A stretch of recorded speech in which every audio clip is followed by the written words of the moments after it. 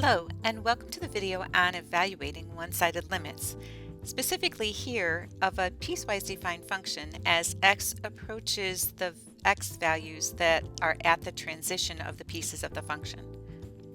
Let's look at this example. So here we have f of x is equal to 4 minus x squared if x is less than 5, and x squared plus x minus 1 if x is greater than 5.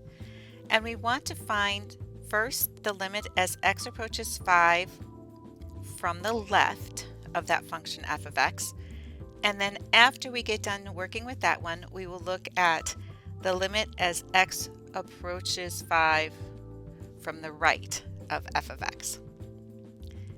Now let's focus on the limit as x approaches 5 from the left of f of x. So when we look at things, numerical values that are left of 5 on the number line for the x's, those are numbers that are smaller than 5. So when we're doing values that are smaller than 5, the piece of the function that we use is this 4 minus x squared. So we are really looking at the limit as x approaches 5 from the left of the expression that is valid for those x values, which is that expression 4 minus x squared. And that expression we can evaluate by substitution.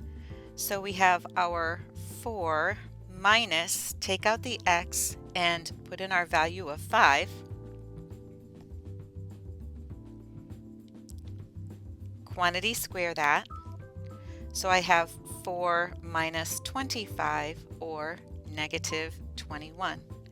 So my limit as x approaches 5 from the left of this piecewise defined function f of x is equal to negative 21. Now let's look at the limit as x approaches 5 from the right. So as x approaches 5 from the right, those are numbers that are bigger than 5. So we're still getting closer and closer to 5, but on the right side from the right. So those are values that are bigger than 5. And our x squared plus x minus 1 is our expression that we have when our x's are greater than 5. So we are looking at the limit as x approaches 5 from the right of the expression x squared plus x minus 1. Again, we can find this limit by direct substitution. So that is going to give us a value of 5 quantity squared plus, take out the x and put in my 5, and then minus 1. So I have 25 plus 5 minus 1, which is 29.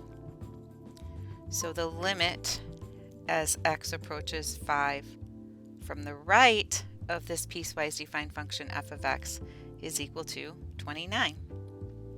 And there you have an example of how you find the one-sided limits of a piecewise defined function if you're approaching the x values at which the pieces transition.